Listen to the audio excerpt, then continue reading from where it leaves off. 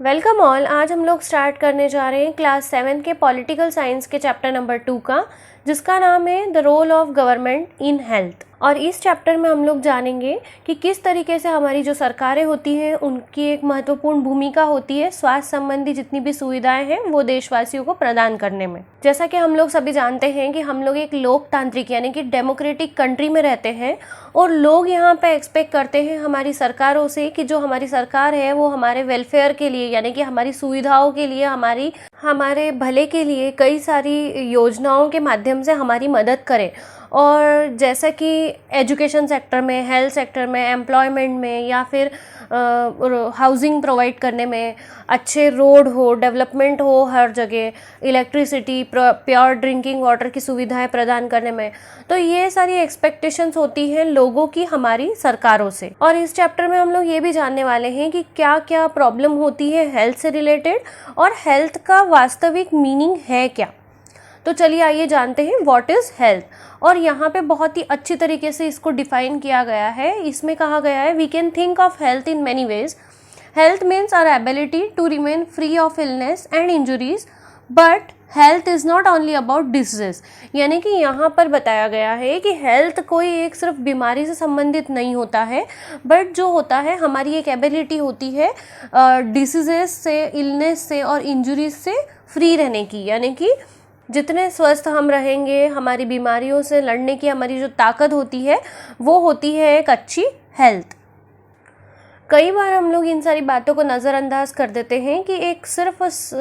Disease free होना ही महत्वपूर्ण नहीं होता है, बल्कि एक अच्छे इन्वायरमेंट में रहना, एक अच्छे समाज में रहना भी हमारा मेंटल और फिज़िकल हेल्थ से ही रिलेटेड होता है। ज़रूरी नहीं है कि हम अगर किसी डिसीज़ से ही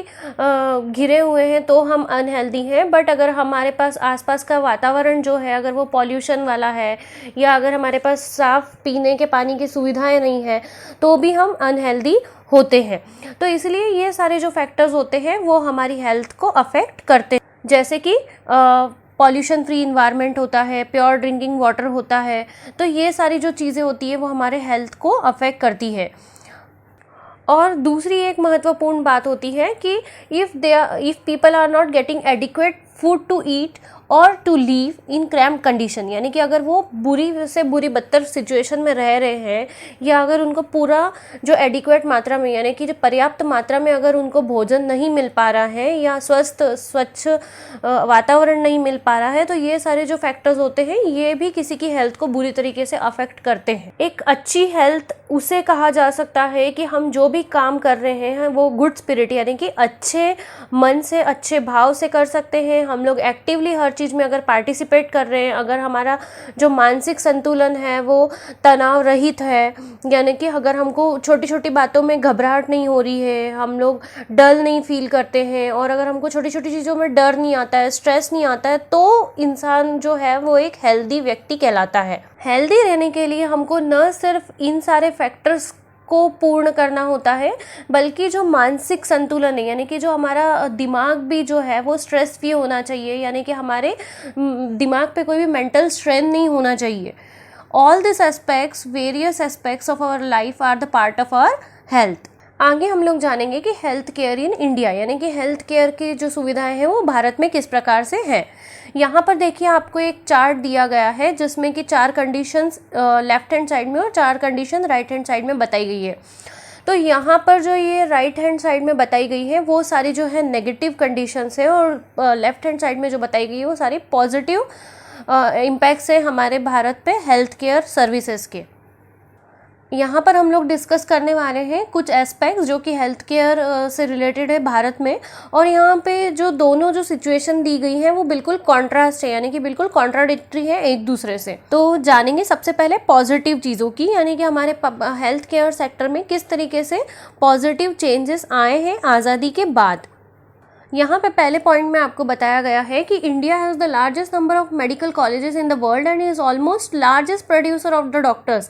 यानी कि सबसे ज़्यादा जो डॉक्टर्स होते हैं वो हर साल भारत से ही निकलते हैं और अप्रॉक्सीमेटली 15,000 डॉक्टर हर साल डॉक्टर की शिक्षा ग्रहण कर क्वालिफाई करते हैं। नेक्स्ट पॉइंट में एक आपको डेटा दिया गया है कि किस तरीके से हमारी जो हेल्थ केयर सर्विसेज हैं वो सालों साल जो है वो काफ़ी इंक्रीज़ होती गई है, वो काफ़ी अच्छी होती गई है। यहाँ पर 90s-50 की बात करी गई है, जहाँ पर जब हॉस्पिटल की संख्या थी 2717, वही 1991 में आते आते हो गई ये 11,174 हॉस्पिटल्स। और वहीं अगर बात करें ईयर 2000 की, तो यहाँ पर ये जो हॉस्पिटल का जो नंबर था वो इंक्रीज़ होकर हो गया 18,218। तो ये काफ़ी पॉजिटिव एस्पेक्ट था हेल्थ केयर सर्विसेज का जो हमारे भारत में है। नेक्स्ट यहाँ पर बताया गया है कि India gets a large number of medical tourist from many countries, यानी कि ये मेडिकल टूर होता है कि किस तरीके से भारत के बाहर रहने वाले जितने लोग हैं वो भारत में मेडिकल सर्विसेज को उपयोग करने के लिए भारत में टूर पर आते हैं, यानी कि कितने लोग फॉरेन कंट्रीज से हमारे यहाँ पर इन मेडिकल सर्विसेज का उपयोग करने के लिए, इलाज करवाने के लिए भारत में हर साल आते हैं। और ये एक बहुत ही पॉजिटिव बात है कि वो लोग जब यहाँ पे ट्रीटमेंट करवाते हैं तो इससे भी कई सारा रेवेन्यू हमारे भारत को जनरेट होता है। और अगर बात करें फोर्थ पॉइंट की, तो यहाँ पर बताया गया कि India is the third largest producer of medicine in the world and is also a large exporter of medicine, यानी कि थर्ड यानी कि तीसरा सबसे बड़ा देश है जो कि मेडिकल मेडिसिन्स को बाहर एक्सपोर्ट कर रहा है और प्रोड्यूसर भी है। ये तो बात हो गई सारे पॉजिटिव एस्पेक्ट्स की। अब हम बात करते हैं कॉलम बी की, यानी कि जो नेगेटिव एस्पेक्ट्स दिए गए हैं उनकी। तो यहाँ पे बताया गया है कि most of the doctors are settle in the urban area, यानी कि जो शहरों की तरफ हैं वो यहाँ पर तो सुविधाएं काफ़ी है, लेकिन अगर वहीं हम बात करें रूरल एरियाज़ की तो वहाँ पर लोगों को कई कई मीलों तक चलकर जाना पड़ता है इन सुविधाओं का उपभोग करने के लिए, यानी कि वहाँ पर जो है मेडिकल फैसिलिटीज़ एडिक्वेट मात्रा में अभी भी नहीं है।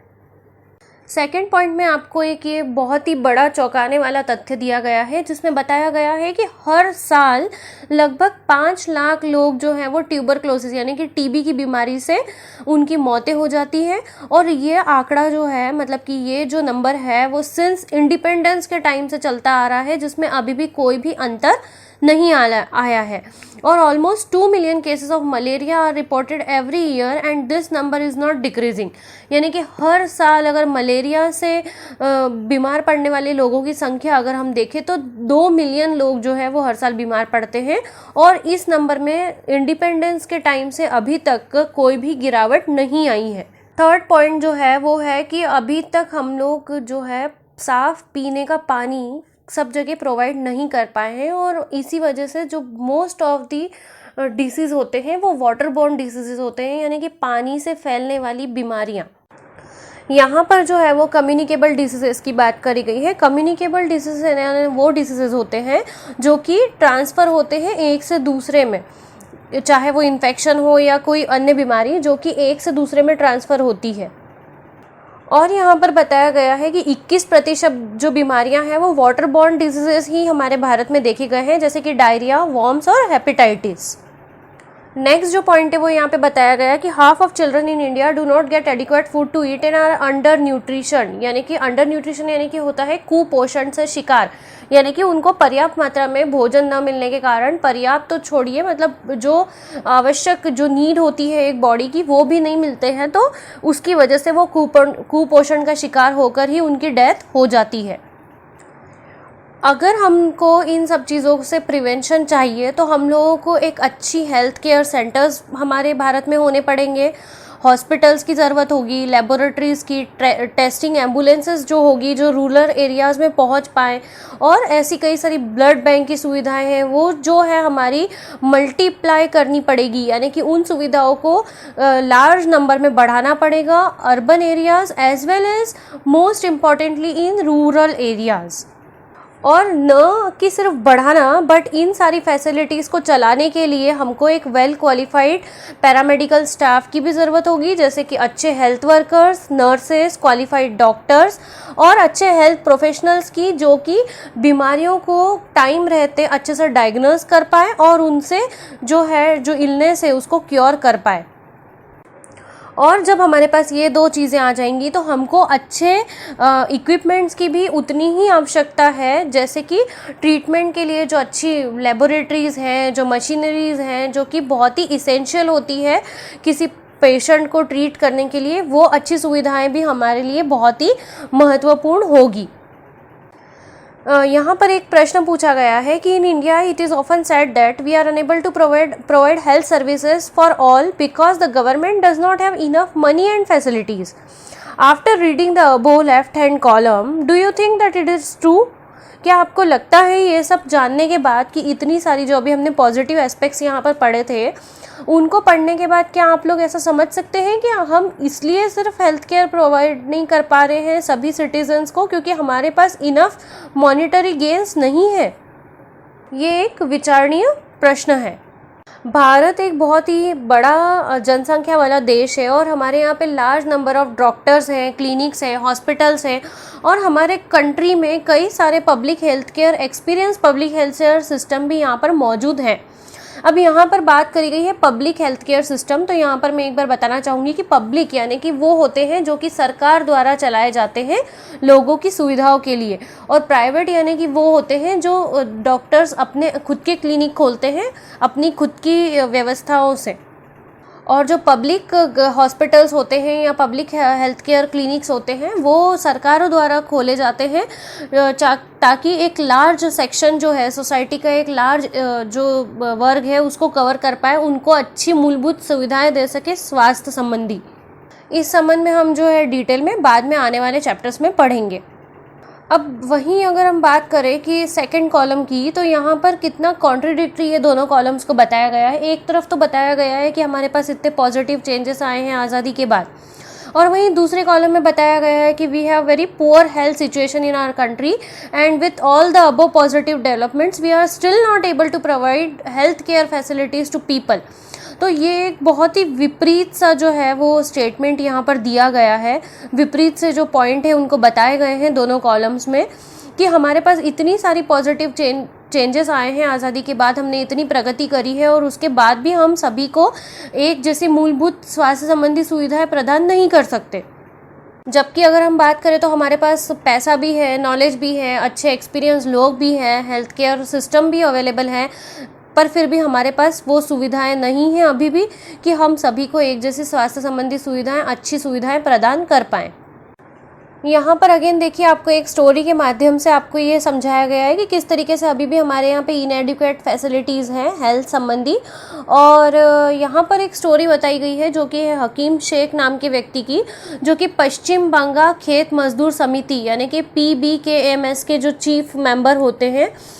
और एक बार ऐसा होता है कि 1992 की ये बात है जिसमें कि वो एक ट्रेन एक्सीडेंट को मेट करते हैं and he was seriously injured, यानी कि उनकी कंडीशन जो होती है वो काफ़ी क्रिटिकल होती है and he need the immediate treatment, यानी कि उनको तुरंत जो है वो किसी एक स्पेशलाइज्ड डॉक्टर की नीड होती है ताकि वो क्योर कर पाए उनको। He was taken to a government hospital in Kolkata, but they refused to admit him because they did not have the spare bed। यानी कि जो एक गवर्नमेंट हॉस्पिटल में उनको ले जाया जाता है वहाँ की टीम द्वारा, तो वहाँ पर उनको एडमिट करने से मना कर दिया जाता है क्योंकि उनके पास खाली बेड नहीं होता है ताकि वो उनको जो है हकीम शेख को एडमिट कर पाए इस तरीके से। और उनके पास जो है स्पेशलाइज्ड डॉक्टर्स भी नहीं होते हैं जो कि उनको नेसेसरी ट्रीटमेंट दे पाए। In this way he spent 4 hours in critical state and was taken to 8 different hospitals but none of them admitted him। इस तरीके से उनको 8 अलग अलग हॉस्पिटल्स में ले जाया गया और 4 घंटे इसी सब में बीत गए कि एक उनको अच्छा ट्रीटमेंट मिल पाए। फाइनली जो है फिर उनको एक प्राइवेट हॉस्पिटल में एडमिट किया जाता है जहाँ पर उनको ट्रीटमेंट मिलता है और वहाँ पर जो है लेकिन उनको कई सारा फाइनेंशियल एक्सपेंसेस करना पड़ता है, यानी कि उनके जो खर्चा जो होता है उनके ट्रीटमेंट का वो काफ़ी अधिक हो जाता है। और इस वजह से जो है हकीम शेख काफ़ी एंग्री और अपसेट हो जाते हैं और उनका जो एटीट्यूड होता है हॉस्पिटल्स के लिए वो काफ़ी बुरा हो जाता है। वो काफ़ी गुस्से में होते हैं क्योंकि वो जो पहले 8 हॉस्पिटल्स में भटके होते हैं वहाँ पे उनको जो गवर्नमेंट हॉस्पिटल होते हैं उनमें उनको सुविधाएं नहीं मिल पाती है। और इस तरीके से ये जो इनकी जो समिति बताई गई है जो कि PBKMS जो समिति होती है वो इस तरीके से वहाँ पर एक कोर्ट में एक केस फाइल कर देती है इन सुविधाओं को लेकर। चलिए जानते हैं हम हमारी स्टोरी को, जिसका नाम है द कॉस्ट ऑफ क्योर। ये जो कहानी है वो दो बच्चों की कहानी है, जिसमें कि एक का नाम होता है रंजन और एक का नाम होता है अमन, और दोनों ही काफ़ी अच्छे दोस्त होते हैं। मगर जो रंजन होता है वो काफ़ी वेल टू डू फैमिली यानी कि काफ़ी रिच फैमिली बैकग्राउंड से आता है, और अमन जो है वो काफ़ी पुअर बैकग्राउंड से आता है, और उसके जो पापा है उसको काफ़ी स्ट्रगल करना पड़ता है उसके पिताजी को महीने का खर्च चलाने में भी। यहाँ पर एक बार जो होता है दोनों ही बीमार पड़ जाते हैं, और काफ़ी दिन छुट्टी मारने के बाद जब स्कूल में मिलते हैं तो दोनों में आपस में बातचीत होती है। तब अमन उसको बताता है रंजन को कि उसको वायरल हो गया था, वायरल फीवर आ गया था और उसको हॉस्पिटल जाना पड़ा। ये बात सुनकर रंजन कहता है कि ओ, मुझे भी वायरल फीवर हो गया था और मैं भी अभी मंडे को ही वापस लौटा हूँ बीमारी के बाद, और मेरे जो पिताजी हैं वो मुझे एक हॉस्पिटल में ले जाते हैं किंग्सवे में जो है, और वो काफ़ी अच्छा हॉस्पिटल था। जो बिल्डिंग थी हॉस्पिटल की वो काफ़ी पॉश थी, और वो एक बिल्कुल 5 स्टार होटल के ही जैसा लग रहा था। और जब हम वहाँ प्राइवेट हॉस्पिटल पहुँचे तो वहाँ की फैसिलिटीज़, जो सारी सुविधाएं थी वो काफ़ी अच्छी थी। और मेरे डैड को जो है वो रिसेप्शन पे ही सबसे पहले 500 रुपये जो है वो काउंटर पे जमा करवाने पड़े, और फिर हम लोग डॉक्टर से जाकर मिल पाए। पर जब हम वहाँ जाकर डॉक्टर से मिले तो वहाँ का वातावरण जो था काफ़ी क्लीन था, पॉश था, और डॉक्टर भी काफ़ी अच्छे थे, नर्सेज भी काफ़ी अच्छी थी, वातावरण जो था वो काफ़ी फ्रेंडली था। और जो लेडी यानी कि जो नर्स थी वो जब मेरा ब्लड टेस्ट करने के लिए आई तो वो काफ़ी जोक मार रही थी ताकि मैं घबराऊँ ना और मुझे पेन का एहसास ना हो। और फिर कुछ टाइम में हमारी जो टेस्ट रिपोर्ट्स है वो आ गई, और जो मेरा जो टेस्ट लिया गया था वो काफ़ी अच्छा आया, मतलब उसको कोई भी बीमारी नहीं थी। फिर हम लोग वापस से डॉक्टर से मिलने के लिए गए, और फिर उनने हमको बताया कि मैं बिल्कुल ही ठीक हूँ, मुझे बस थोड़ा सा फीवर हो गया है, वायरल हो गया है। और फिर उसने मुझे कई सारी मेडिसिन लिखी, वो प्रिस्क्रिप्शन लेकर फिर हम लोग मेडिकल पे गए, वहाँ जाकर हमने दवाइयाँ खरीदी, और उन्होंने मुझे कई सारी की वाइट और पिंक कलर की टैबलेट दी और एक सायरप भी दिया, और उसका टेस्ट बहुत ही कड़वा था। पर फिर हम लोगों ने वहाँ डॉक्टर को थैंक यू किया और हम लोग घर आ गए, और अब मैं एब्सोल्युटली फ़ाइन हूँ। और मैं तो कब से वेट कर रहा था कि मैं कब तुमको मिलकर ये सारी बातें बताऊँगा। इस पर जो होता है फिर अमन का वो रिएक्शन पूछता है कि तुम बताओ तुम्हारा एक्सपीरियंस कैसा था हॉस्पिटल में। तब उस टाइम पे अमन उसको बताता है कि हाँ, पर मेरा एक्सपीरियंस तो कुछ ज़्यादा अच्छा नहीं था। एट फर्स्ट अब्बा did not want to take me because he said it would take too much time, यानी कि वहाँ अब्बा तो मेरे को हॉस्पिटल ले जाना भी नहीं चाहते थे क्योंकि वहाँ पर जाकर बहुत सारा समय लगेगा और हमको एक लंबी सी लाइन में खड़ा रहना पड़ेगा। बट मेरी हालत अच्छी नहीं थी तो फिर हमको हॉस्पिटल जाना पड़ा, और वो एक गवर्नमेंट हॉस्पिटल था। और सबसे पहले हमको पहुंचते ही एक लंबी लाइन में खड़ा होना पड़ा ओपीडी काउंटर तक पहुंचने के लिए। और मुझे तो इतनी वीकनेस हो रही थी और इतना बीमार फील हो रहा था कि मेरे को अब्बा के ऊपर ही ऐसा लीन होना पड़ा, यानी कि मैं उनके ऊपर ही सिर रखकर खड़ा था, मुझसे खड़ा भी होते नहीं बन रहा था। फिर जब मेरा नंबर आया और हम लोग डॉक्टर से मिले तो डॉक्टर ने मुझे ब्लड टेस्ट करने के लिए कहा, और उनने कहा कि ये आपको एग्ज़ामिन करने के बाद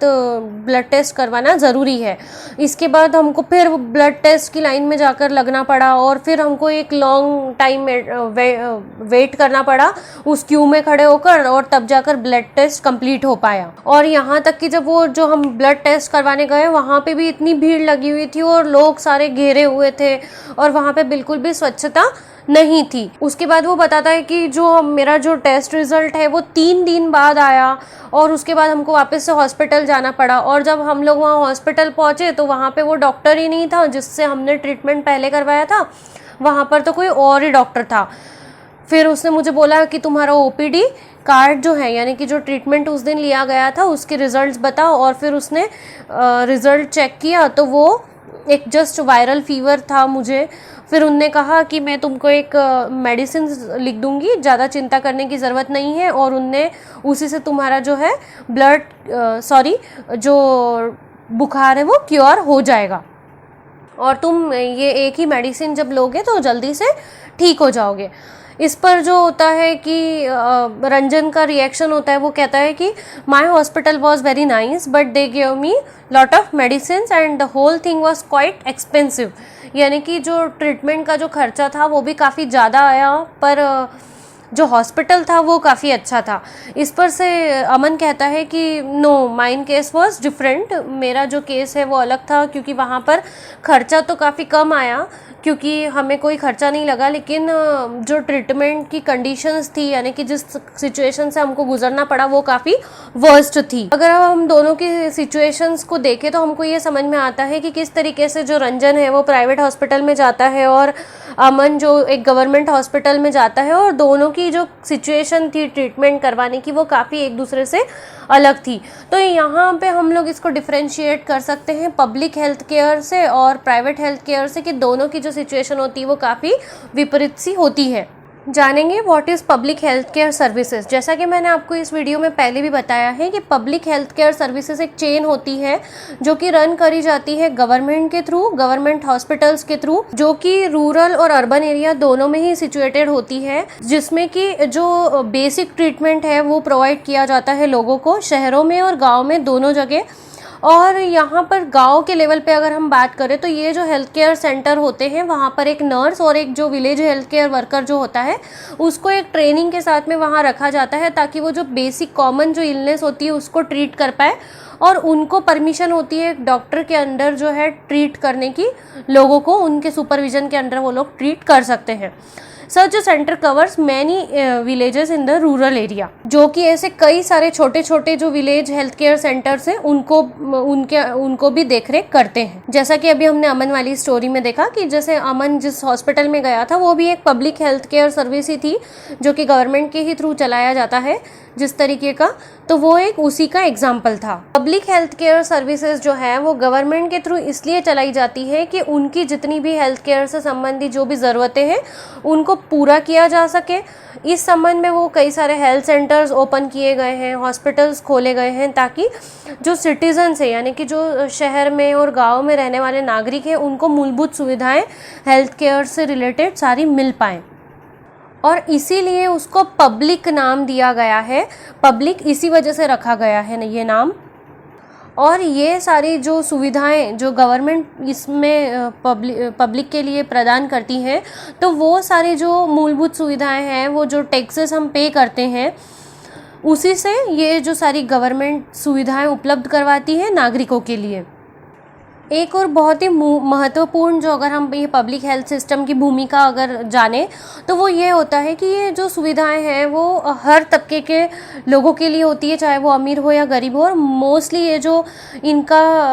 एम होता है वो poor section of the society के लिए होता है, ताकि वो जो सेक्शन है वो भी अपना ट्रीटमेंट सीख कर पाए और वो भी हॉस्पिटल में जाकर अपना इलाज अच्छी तरीके से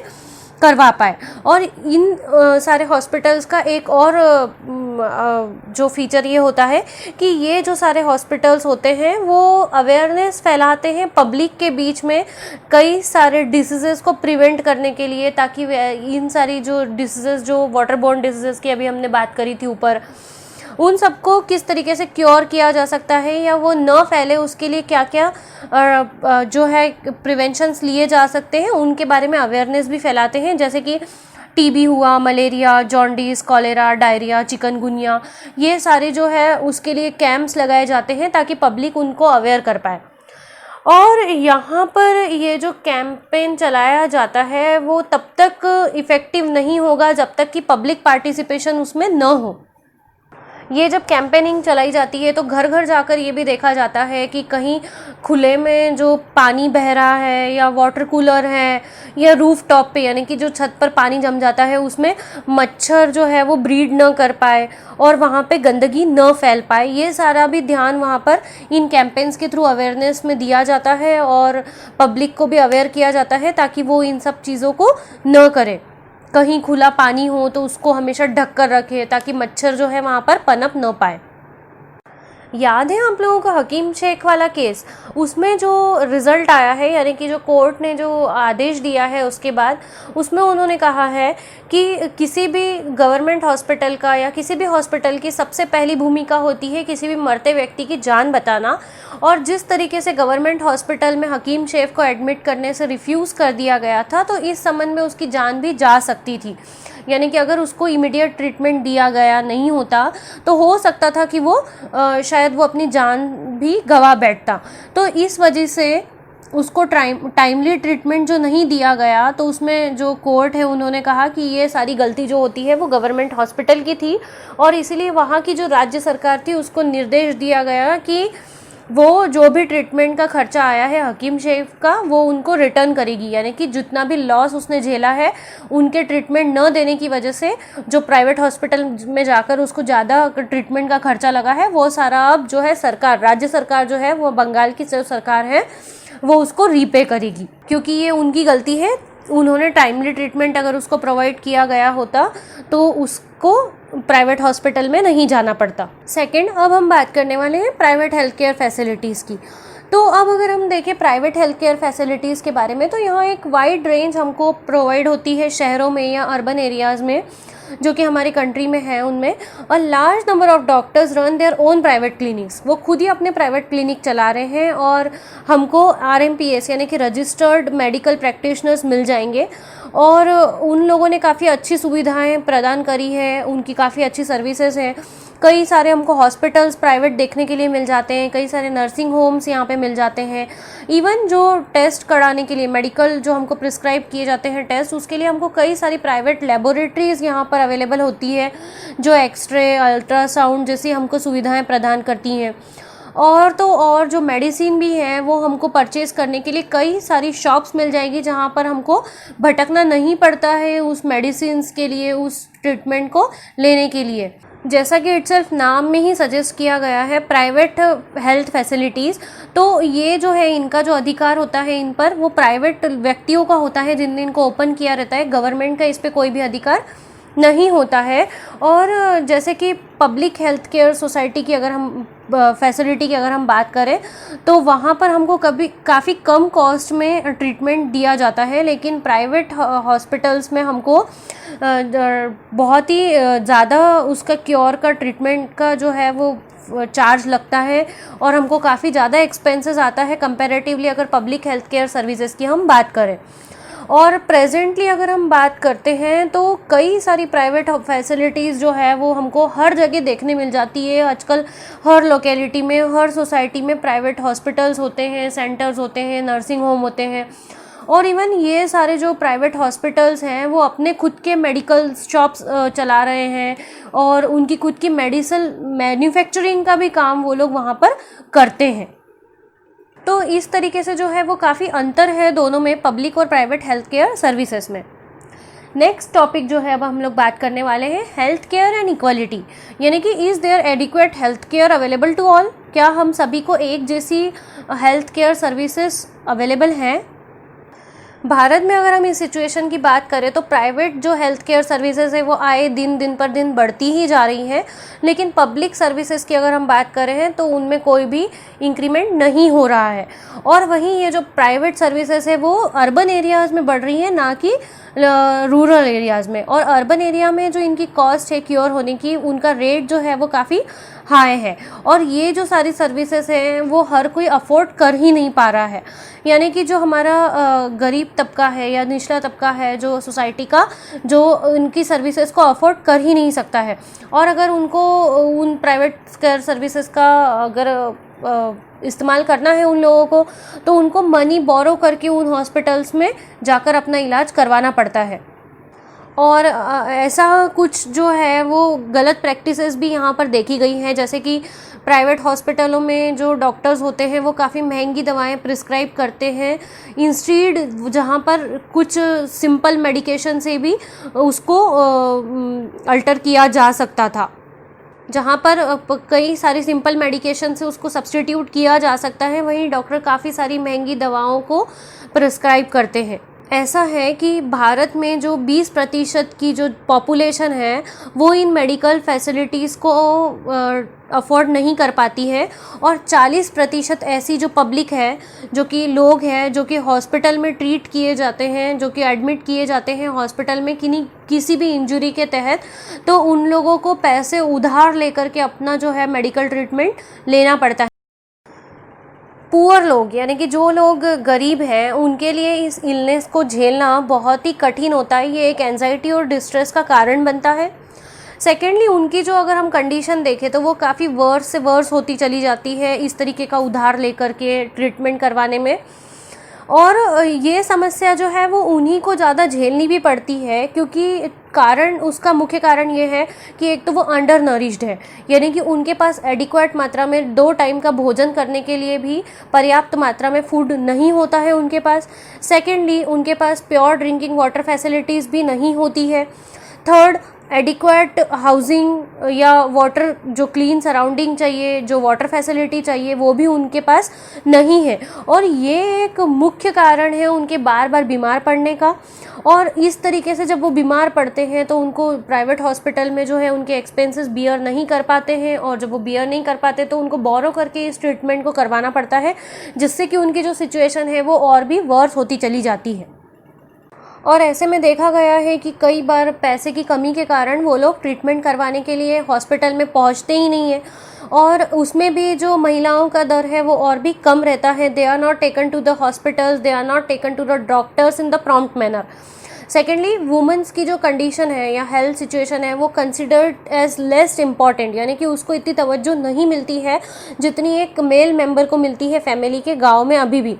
और ट्राइबल एरिया में अगर हम देखें तो वैसे भी एक तो कम हेल्थ केयर सेंटर चलते हैं, जो चल रहे हैं वो भी प्रॉपरली रन नहीं कर पाते हैं, जिसकी वजह से उनको वो सर्विसेज मिल ही नहीं पाती है। Even private health services are not available, वहाँ पर तो प्राइवेट हेल्थ सर्विसेज भी नहीं है, और जो गवर्नमेंट है वो प्रॉपरली रन नहीं कर रही होती है। तो इस वजह से जो है उनको इस चीज़ को बार बार वहाँ पर झेलना पड़ता है, और वो इन सारी समस्याओं को फेस ज़्यादा करते हैं। यहाँ पर आप देखेंगे कि ये पिक्चर में जैसा बताया भी गया है कि ये जो एक रूरल एरिया का जो हेल्थ क्लिनिक है वो सिर्फ एक वैन में, मोबाइल वैन में रन कर रहा है, और उसी में सारी जो है हेल्थ केयर फैसिलिटीज़ प्रोवाइड करी जा रही है, जो कि ऑफन ही कभी कभी गांव में आती है और वो सर्विसेज प्रोवाइड करती है। सेकंड, एक और पिक्चर हम देख रहे हैं यहाँ पे एक प्रेग्नेंट लेडी की, जो कि कई मीलों तक चल के जा रही है एक क्वालिफाइड डॉक्टर से ट्रीटमेंट करवाने के लिए, यानी कि अगर उसको अपना ट्रीटमेंट करवाना है तो उसको कई मीलों तक चल के जाना पड़ रहा है पैदल, ताकि वो एक अच्छे डॉक्टर से अपना इलाज करवा पाए। अब देखिए, अगर हम ऊपर की सारी परिस्थितियों पर अगर चर्चा करें तो इन सब में क्या किया जा सकता है। तो पहला तो है कि जो गवर्नमेंट जो है वो रिस्पॉन्सिबल होती है सारे सिटीजन्स को एक जैसी हेल्थ केयर सर्विसेज प्रोवाइड करने के लिए, और स्पेशली उन लोगों के लिए जो कि एक पुअर बैकग्राउंड से बिलोंग करते हैं या डिसएडवांटेज वर्ग जिसको कहा जाता है। अब ये जो है वो दूसरा जो है वो डिपेंड करता है बेसिक एमिनिटीज़ पर, यानी कि अगर हम बेसिक एमिनिटीज़ पर अगर मुख्यतः जोर दें तो ये सारी सिचुएशन को काफ़ी तरीके से क्योर किया जा सकता है। यानी कि अगर बेसिक एमिनिटीज़ जैसे कि एक प्योर ड्रिंकिंग वाटर की फैसिलिटी सबको मिल जाए, प्योर और हेल्दी एनवायरनमेंट हो, पॉल्यूशन फ्री एनवायरनमेंट अगर हो, तो ये सारी जो सर्विसेज हैं ये सारी जो सिचुएशंस है उनको फेस करना नहीं पड़ेगा। तो हैंस यहाँ पर जो दिखता है वो 2 मुख्य कारण दिखते हैं, जिनको अगर इम्प्रूव कर लिया जाए तो काफ़ी हद तक जो है हमारी हेल्थ सिचुएशन को इम्प्रूव किया जा सकता है। इसी संबंध में हम एग्जाम्पल लेते हैं केरला का, जो एक एक्सपीरियंस यहाँ पे बताया गया है कि 1996 में जो केरला गवर्नमेंट है उसने कई सारे ऐसे मेजर चेंजेस किए थे अपने राज्य में, ताकि इन सारी सुविधाओं से निपटा जा सके। 40% जो उनका राज्य का जो बजट था वो हेल्थ केयर सर्विसेज को प्रोवाइड किया गया, और बजट दिया गया पंचायतों को, और उन्होंने एक बहुत ही इफ़ेक्टिव प्लान बनाया जिसमें कि उन्होंने जो पंचायतें थी उनके साथ बैठ करके एक प्रॉपर प्लानिंग करी, जिसमें कि वाटर, फूड और विमेंस के डेवलपमेंट से रिलेटेड और एजुकेशन सेक्टर में काम करने के लिए एक प्रॉपर प्लान तरीके से सिस्टम ऑर्गेनाइज किया, और फिर उससे जो है कई सारी स्कीम्स चलाई गई, और उससे जो है एक प्रॉपर चेक रखा गया, ताकि जैसे कि जो स्कूल हैं उनमें प्रॉपरली एजुकेशन फैसिलिटीज़ मिले बच्चों को, और जो आंगनवाड़ी जो सुविधा गवर्नमेंट प्रोवाइड करती है उसको भी इंश्योर किया कि वो अच्छे से सभी को प्रोवाइड हो। फिर जो है स्पेसिफिक प्रॉब्लम्स थी जो गांव में जो हेल्थ केयर से संबंधित, उसको भी ध्यान में रखते हुए कई सारी ऐसी स्कीम्स तैयार करी, योजनाएं बनाई, जिससे कि गवर्नमेंट की जो फैसिलिटीज़ हैं वो पुअर तबके तक यहाँ के पहुँचाई जा सके। काफ़ी हद तक इन सब पर इम्प्रूव किया गया, लेकिन उसके बावजूद कई सारी जो समस्याएं थी, जैसे कि शॉर्टेज ऑफ मेडिसिन्स, यानी कि जो मेडिसिन्स की किल्लत देखी जाए, या इनसफिशेंट हॉस्पिटल में बेड देखे जाए, फिर कई सारे डॉक्टर्स की कमी थी वहाँ पर। तो इन सब को अभी भी मेट करना ज़रूरी है वहाँ पे। लेकिन कई सारी जो इन स्कीम्स के तहत जो योजनाएं बनाई गई थी वो काफ़ी पॉजिटिवली इम्प्लीमेंट की गई और उनके काफ़ी इम्प्रूवमेंट, पॉजिटिव चेंजेस भी वहाँ पर देखे गए थे। Now just let's take in another example. Let us have a look at the example of another country and its approach to the issues of health, the Costa Rican approach. यहाँ पर जो है the main reason the Costa Rica is considered to be one of the healthiest countries in the Central America. और यहाँ पर जो था several years ago एक डिसीजन लिया गया था वहाँ की गवर्नमेंट द्वारा कि यहाँ पर आर्मी की कोई भी ज़रूरत नहीं हो रही है। They decided to take not to have an army and this help the Costa Rican government to spend the money that the army would have used. यानी कि जो आर्मी पे खर्च होने वाला जो पैसा था वो उन्होंने बेसिक हेल्थ, एजुकेशन और बेसिक नेसेसिटीज़ पर लगाया, लोगों के वहाँ की ज़रूरत के अनुसार। And the Costa Rican government believes, उनका ये मानना था कि जो एक कंट्री होती है उसमें सबसे जो इम्पॉर्टेंट एसेट होती है वो लोगों की हेल्थ होती है, और अगर वहाँ पे बेसिक एम्यूनिटीज़ को सुधारा जाए, उसको अच्छा किया जाए तो इस हद तक, काफ़ी हद तक इसको अच्छा बनाया जा सकता है। जैसे कि उन्होंने सबसे मेन अप्रोच जो थी उनकी ऐसी थी कि उन्होंने एक प्रोवाइड किया लोगों को अच्छा पानी पीने का सुविधा जो थी, अच्छा सेफ ड्रिंकिंग वाटर उनको प्रोवाइड किया गया, सैनिटेशन फैसिलिटीज़ का ध्यान रखा गया, न्यूट्रिशन से रिलेटेड जो स्टेप्स थी वो ली गई, एंड हाउसिंग यानी कि अच्छी रहने की व्यवस्था है, अच्छा वातावरण, अच्छा इन्वायरमेंट दिया गया। Health education is considered as a very important and knowledge about health is an essential part of education at all level. यानी कि स्वास्थ्य संबंधी जितनी भी एजुकेशन प्रोवाइड करना है वो सबसे इम्पॉर्टेंट होता है हर लेवल पे, चाहे वो बच्चे हों, बड़े हों, इन सबको इस सबसे अवेयर करवाना, इन हेल्दी सिचुएशंस के बारे में अवेयर कराना। और ये उन्होंने कई सारे कदम उठाए, ऐसी कई सारी स्टेप्स ली जिसकी वजह से ये जो एक बहुत ही सफल कंट्री मानी जाती है हेल्थ केयर के सिचुएशन में। अगर हम देखें तो हेल्थ केयर से रिलेटेड देखें तो सबसे जो है considered to be the one of the healthiest country in the central America. Healthiest country वो कहलाती है सेंट्रल अमेरिका की, उनकी इस अप्रोच की वजह से। इस चैप्टर के सारे टॉपिक्स यहाँ पे कवर हो चुके हैं, तो ये फिनिश होता है हमारा पॉलिटिकल साइंस का सेकंड चैप्टर। अब मिलते हैं नेक्स्ट वीडियो में नेक्स्ट चैप्टर के साथ में। तब तक के लिए stay tuned, be healthy, be safe.